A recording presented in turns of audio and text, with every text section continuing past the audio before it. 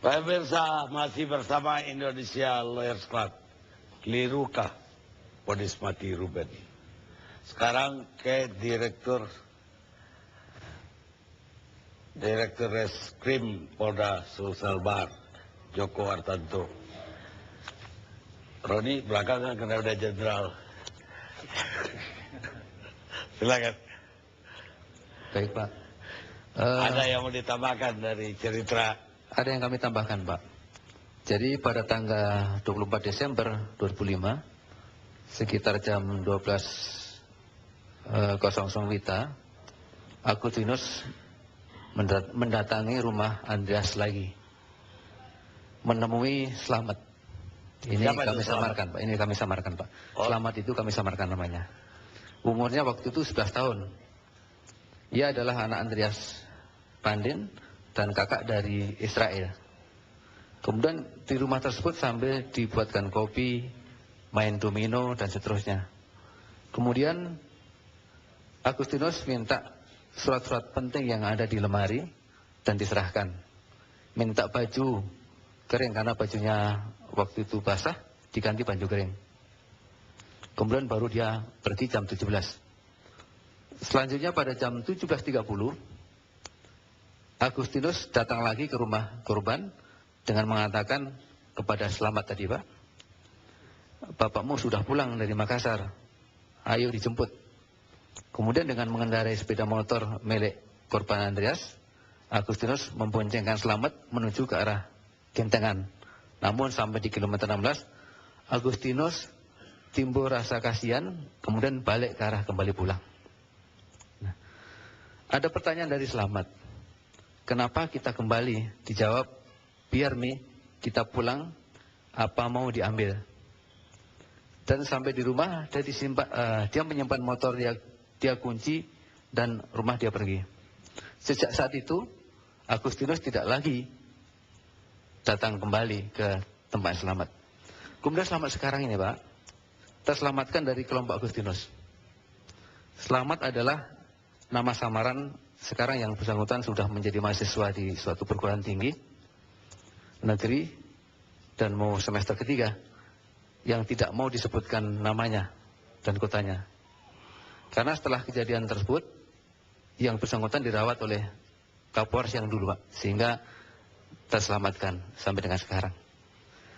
Kemudian berkas perkara yang ditangani oleh Polrestator, ini ada 8 tersangka dan 6 berkas perkara. Dan semua berkas perkara sudah lengkap, dinyatakan B21, kemudian juga sudah dilimpahkan ke kejaksaan dan sampai dengan ada putusan masing-masing. Jadi hasil kemarin kita dari Polda Sulsel yang diketahui oleh Irwasda ketika kita mengaudit investigasi, belum diketemukan pelanggaran terhadap penyidikan. Terima kasih. Baik, tapi ada yang perlu saya lebih clear lagi, Pak. Kita belum melihat motif. Walaupun motif peradilan pidana kita tidak mengenalnya. Tapi secara penyidikan penting kita tahu niat orang itu apa. Kenapa dia melakukan. Kalau betul Ruben adalah intelektual dadernya, apa motifnya Ruben?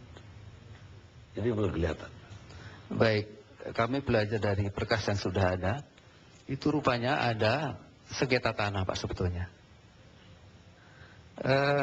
Berawal dari sengketa tanah yaitu antara keluarga tersangka Ruben dengan keluarga Tangki Salo, di mana korban Andreas dan keluarganya menempati rumah yang dibangun di atas tanah tangkunan tersebut, sehingga menimbulkan perasaan iri dan dendam.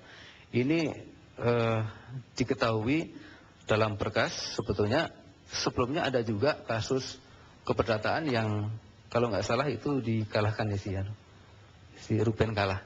Ya kalau begitu harusnya kan dia dendam kepada almarhum,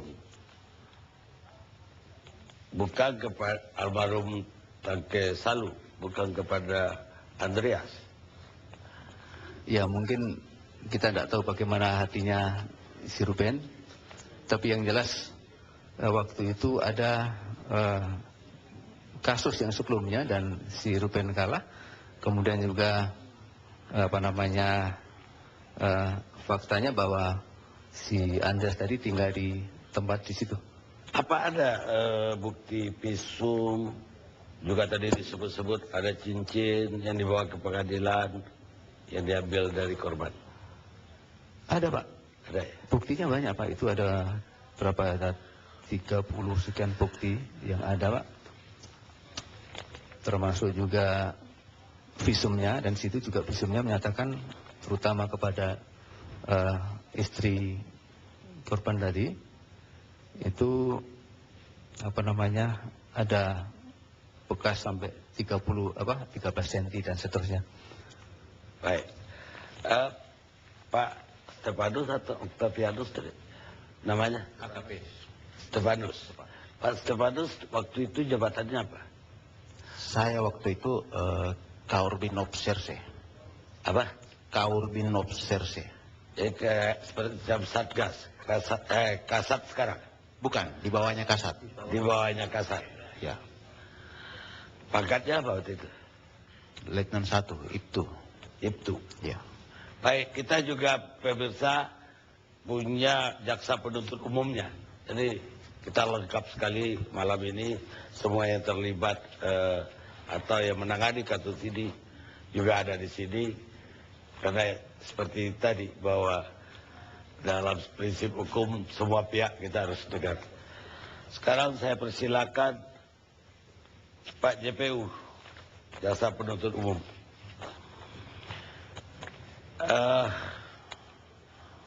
Siapa namanya Pak? Adrianus Irhantomana. Siapa? Adrianus Adrianus. Irhantomana. Orang mana? Saya orang Toraja juga. Orang Toraja juga. Iya. Bapak dari cerita tadi semuanya Bapak ambil untuk BAP. Dari cerita dari pihak penyidik tadi yang sudah dijelaskan dari awal sampai akhir terjadinya peristiwa itu sudah menjadi juga bagian dalam penyusunan surat dakwaan kami. Ya. Iya. Dan apa yang menyebabkan keyakinannya Pak Adrianus bukan bahwa Martinus bersalah, tapi bahwa Ruben juga bersalah? Ya, kebetulan saya ini jaksa penuntut umumnya ada sekitar 4-5 orang dan saya salah satunya di situ. Baik, tapi kan jaksa penuntut umum sebelum menuntut kan ada rapat berempat. Ya. Apa keyakinan berempat waktu itu mau menuntut hukuman mati?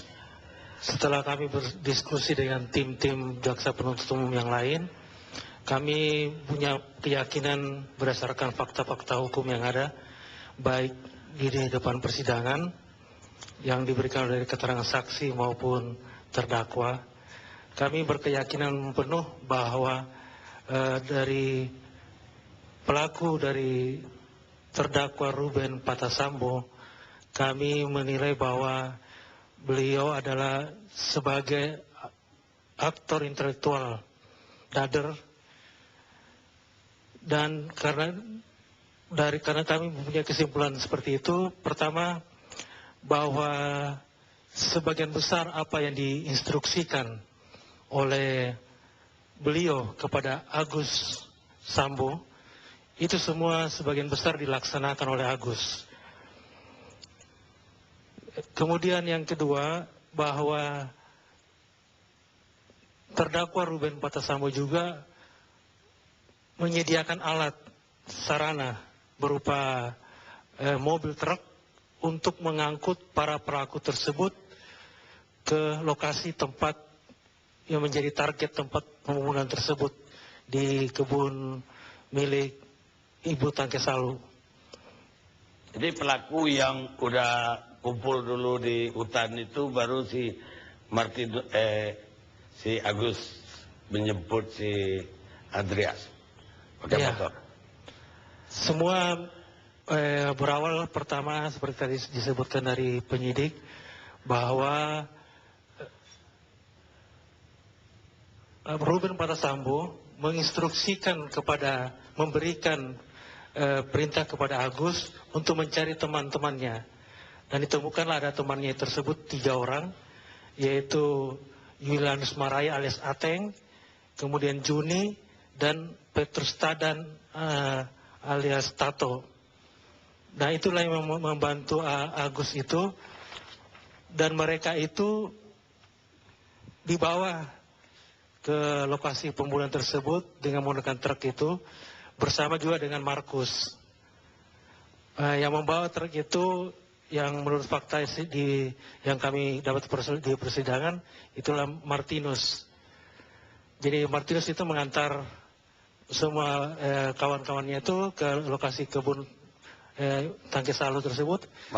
Martinus yang tadi yang memberikan keterangan, kemudian balik mobilnya dan meninggalkan tempat tersebut. Jadi nggak benar dong Martinus ada di rumah ketika itu? Saya tidak tahu apa-apa di rumah. Saya melihat cuma dari fakta persidangan yang ada di depan pengadilan. Nah, dari situlah kami melihat bahwa pertama juga bahwa perbuatan ini dilakukan dengan cara sadis, tanpa peri kemanusiaan. Kemudian yang kedua, dilakukan secara berencana, sehingga dasar situlah kami mencari kesimpulan bahwa para pelaku ini termasuk Ruben Patasambo ini kami tuntut mati. Baik. Bersama kita juga ada asisten pidana umum Kejaksaan Tinggi Sulawesi Selatan ketika itu. Silakan Pak, namanya Pak. Selamat malam Pak, nama saya Muhammad Ali Mutohar, sarjana hukum. Sekarang saya Direktur Tindak Pidana Terhadap Orang dan Harta Benda pada Jaksa Agung Muda Tindak Pidana Umum. Pada waktu kejadian ini dan pada waktu proses perkara ini, saya sebagai asisten tindak pidana umum pada Kejaksaan Tinggi Sulawesi Selatan. Jadi Bapak tahu dong ada kasus ini? Iya, saya tahu dari koran. Bapak ada pengarahan nggak terhadap kasus Jadi begini Pak ceritanya, saya membaca dari koran, kemudian jaksa-jaksa ini saya undang. Jadi berkas perkara ini sejak dilimpahkan penyidik kepada penuntut umum, saya ikuti terus sampai pembuatan surat dakwaannya, hasil persidangannya, rencana tuntutannya, rencana tuntutan ke Kejaksaan Agung, saya ikuti terus. Saya tahu persis. Dan Bapak yakin bahwa Ruben terlibat? Iya. Kenapa? Karena dari fakta-fakta di dalam berkas dan fakta dalam persidangan, saya kan mengikuti ini. Jadi apa fakta yang paling penting menurut Bapak sehingga kita bisa yakin bahwa Ruben lah otak? Keterangan dari Agus, ada beberapa keterangan itu yang sempat kumpul di rumahnya Ruben. Ruben yang menyuruh kepada Agus untuk mencari teman-teman untuk membunuh si Andreas sama si istrinya itu, Martina. Dan dia juga yang menyediakan mobil, dia juga yang membayar. Yang memberi uang 1.500.000 itu si Ruben itu. Kalau tadi dikatakan Ruben itu tidak ikut membunuh, memang Ruben tidak ikut di lapangan. Tidak membacok, tidak memperkosa, tidak menikam, tidak. Tetapi dia aktor intelektualnya. Saya yakin aktor intelektualnya dia. Apa motifnya? Bagaimana? Motifnya apa? Kalau saya baca di dalam berkas itu berkaitan dengan masalah tongkonan. Terus motif yang lain saya tidak tahu. Katanya tongkonan itu rumah tidak bisa jadi milik pribadi kan? Ya, tapi memang Andreas ini tidak tinggal di tongkonan itu, dia tinggal ada di sebelah rumah tongkonan itu. Ya, terus tinggalnya di situ. Kenapa dia harus dihabisin? Saya tidak tahu persis. Jadi motif yang sesungguhnya dia dihabisin? Kita tidak tahu. Tidak tahu. Iya. Ya, memang dalam pidana Indonesia motif tidak perlu dibuktikan, tapi keinginan tahu kita. Pak Jam mungkin ada di sini juga ada Jaksa Agung Pidana, Jaksa Agung Muda Pidana Umum. Terima kasih Pak Garni. Assalamualaikum warahmatullahi wabarakatuh. Hanya ada beberapa catatan yang saya ingin sampaikan. Pertama, bahwa perkara ini sudah melewati tahapan dan proses yang panjang. mulai dari penyidikan, penuntutan, sampai putusan pengadilan negeri, putusan pengadilan tinggi, putusan Mahkamah Agung, bahkan sampai pada PK. Saya kira dengan proses panjang ini, saya yakin bahwa kecil sekali kemungkinannya adanya penyimpangan-penyimpangan itu. Yang kedua, bahwa sebenarnya apa yang diungkapkan oleh terdakwa Ruben itu sebenarnya sudah dikemukakan pada tahap persidangan pengadilan negeri. Dan saya baca di putusan pengadilan negerinya Makale, itu mengungkapkan apa yang dianggap sebagai alibi daripada terdakwa Ruben. Namun pengadilan negeri menganggap bahwa apa yang dikemukakan sebagai alibi itu tidak dapat dipertimbangkan karena tidak ada bukti-bukti yang mendukung keterangannya Ruben, sedangkan berita acara yang ada di dalam berita perkara semuanya masih tetap pada keterangannya itu dan tidak ada yang mencabut keterangan-keterangan dari berita acara itu. Sehingga dengan demikian bahwa pernyataan daripada keterangan daripada terdakwa tidak dipertimbangkan oleh pengadilan negeri. Kemudian pada tanggal 30 November 2006 ada lagi surat pernyataan yang tertulis dari para terdakwa Ruben, Agustinus, dan lain-lain yang diajukan untuk mungkin menganggap bahwa ini bisa dianggap sebagai bukti novum bahwa si Ruben ini tidak terlibat. Nah, ini diajukan pada waktu kasasi, karena di dalam peradilan tingkat pertama maupun peradilan tinggi itu sudah dikemukakan sendiri secara langsung. Nah, ini dikemukakan ada lagi surat pernyataan itu dan oleh Mahkamah Agung dalam putusan kasasinya menyatakan bahwa keberatan tersebut tidak dapat dibenarkan oleh karena Iudex Taksi, Pengadilan Tinggi dan Pengadilan Negeri tidak salah menerapkan hukum. Di samping itu, hal-hal yang dikemukakan oleh pemohon kasasi adalah mengenai penilaian hasil pembuktian yang bersifat penghargaan tentang suatu kenyataan. Akhirnya, saya pikir apa yang kemudian dikemukakan oleh terdakwa bukan dia pelaku, dan baik dalam keterangannya langsung di persidangan maupun di surat pernyataan ini, semuanya sudah mendapatkan pertimbangan dari pengadilan mulai tingkat pertama sampai Mahkamah Agung, bahkan sampai PK.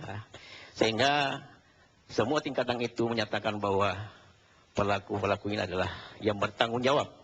Dan 3 orang terpidana ini dihukum mati. Sekian. Bapak yakin tetap bahwa Ruben bersalah dalam hal ini? Saya yakin berdasarkan hasil persidangan dan putusan pengadilan ini. Baik, pemirsa, bahwa kita sudah dengar kedua pihak, tapi kita akan gali lebih dalam lagi. Karena ada 3 hal di dunia ini yang nggak bisa disembunyikan. Pertama, matahari. Kedua, bulan.